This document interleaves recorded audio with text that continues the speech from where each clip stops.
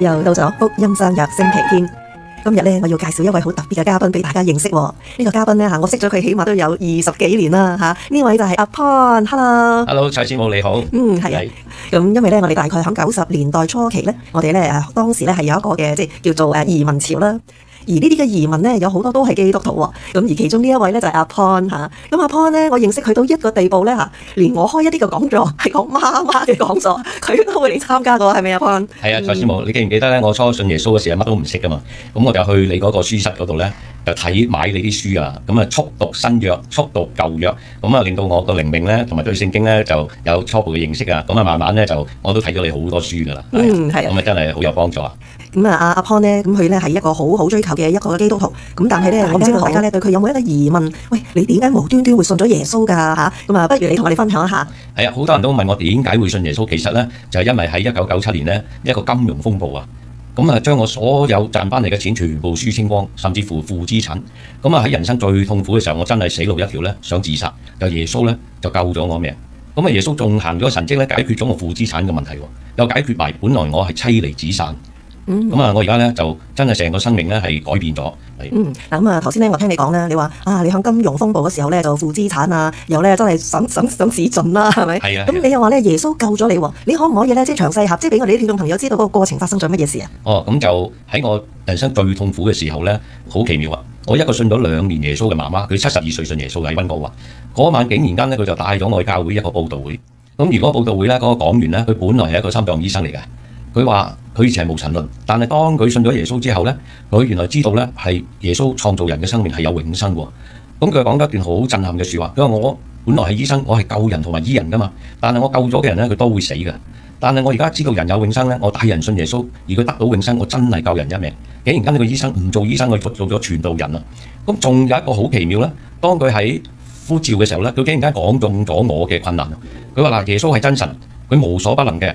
你在座有邊個走投無路，喺人生絕路或者有大困難，你只要做一個信耶穌嘅祈禱咧，耶穌就會幫你啦。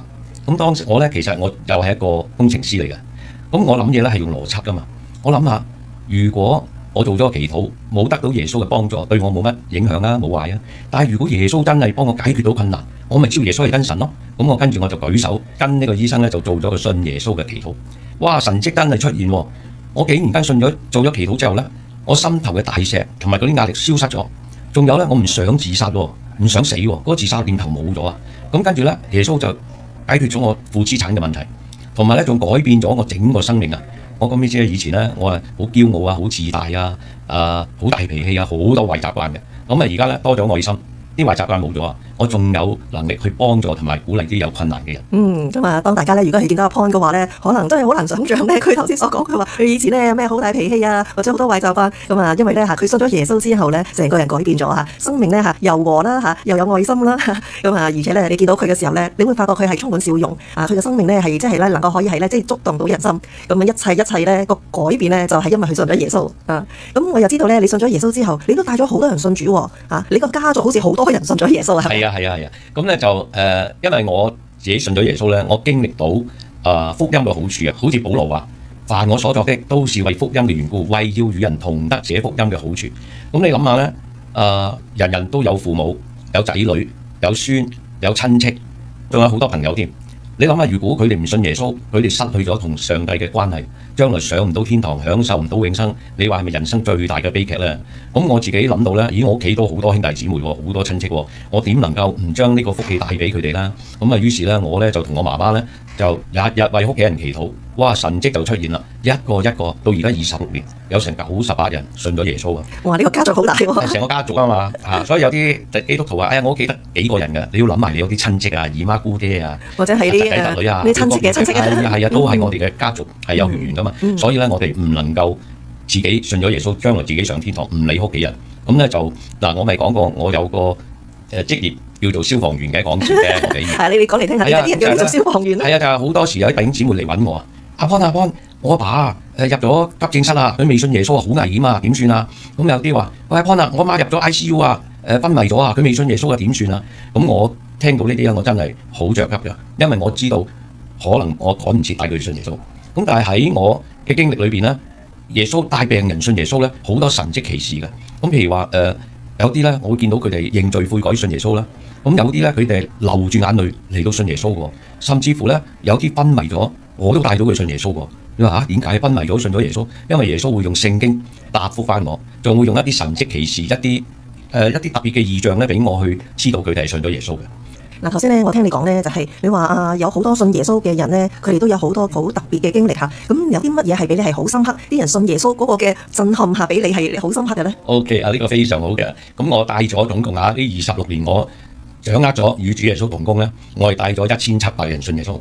咁裏邊幾個神蹟奇，幾乎每一個都係神蹟奇事。咁我揾幾個特別嘅啦。咁第一個應該係講我阿媽啦，一個72歲嘅婆婆信咗耶穌，唔識傳福音，唔識講福音，甚至乎唔係幾識字，佢成本聖經睇晒。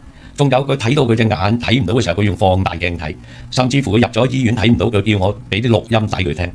咁我媽媽咧，竟然間又冇學過傳福音，佢只係為我哋嘅家人祈禱啦。竟然間我今日有成98人信咗耶穌，咁呢個已經係一個大神蹟。咁第二個神蹟咧，就係喺10幾年前咧，咁素里度有一個年青人咧，我唔識佢嘅，咁有姊妹打電話嚟俾我，喂，Pon我個親戚個侄仔啊，入咗醫院啊，佢燒炭自殺，昏迷咗6個鐘頭。咁先俾阿爸發現，然後喺醫院咧住咗6日都冇醒過。咁我去到醫院咧，咁見到佢阿媽同埋細佬咧，咁我同佢講，我話咧耶穌有機會救翻佢，不過咧你哋要信耶穌，我哋一齊祈禱，咁咧希望耶穌可以救翻佢啦。咁真係我帶咗佢阿媽同個細佬祈禱信耶穌嗰日，咁我一齊咧拖住手咧就入去嗰個病房度。哇！原來燒炭自殺啲人咧，成個身體膨脹噶。我話點解呢個台灣人嚟㗎，後生仔啲好似西人咁好巨大個身體，咁原來燒炭自殺會咁。咁我就跟住咧就喺祈禱裏邊咧，我求聖靈打開佢心，俾佢聽到我講救恩，同埋求聖靈俾佢喺個心裏邊咧跟住我去做一個決志信耶穌嘅祈禱。咁我當我祈禱到最後阿門嘅時候咧，突然間佢嗰個心臟起搏器啊，響紅燈啊，着紅燈啊，哇！我以為佢斷氣啊，即刻叫護士入嚟。咁護士一入到嚟，佢話：哦 good news，佢個心臟有反應喎，即係嗰啲電波啊。咁跟住咧我就走咗啦。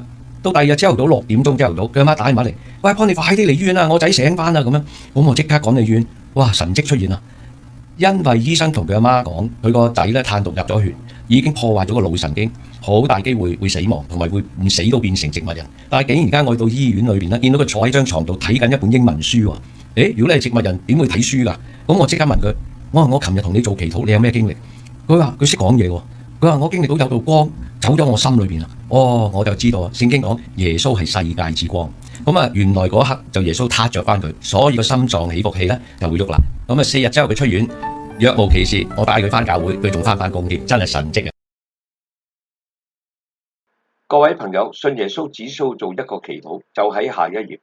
祈禱嘅內容就係你承認耶穌係造物主，相信耶穌從死裏復活。同埋你向耶穌承認自己係有罪過嘅，耶穌會寬恕你嘅罪，同埋賜俾你新生命。神喺聖經應許我哋，你若口裏認耶穌為主，心裏信神，叫他就係耶穌從死裏復活，就必得救。喺聖經羅馬書10章9節，呢一個就係人與造物主恢復關係嘅祈禱。你自己真心誠意做呢個祈禱都得嘅喎。不如我而家邀請你跟住我一句一句祈禱啊！開始啦！愛我嘅造物主耶穌，我相信你係創造人類生命，係創造宇宙萬物嘅真神，係降世為世人為我贖罪，捨命被釘死喺十字架上，第3日從死裏復活，完成赦罪嘅救恩。我承認自己一生嘅罪過，並願意悔改，求主耶穌赦免我所有嘅罪，賜俾我生命重生，同埋天堂永生嘅福氣。求主耶穌永遠喺我心中，求主賜俾我全家都信耶穌，同神恢復關係。我誠心祈禱，奉主耶穌嘅名，阿門。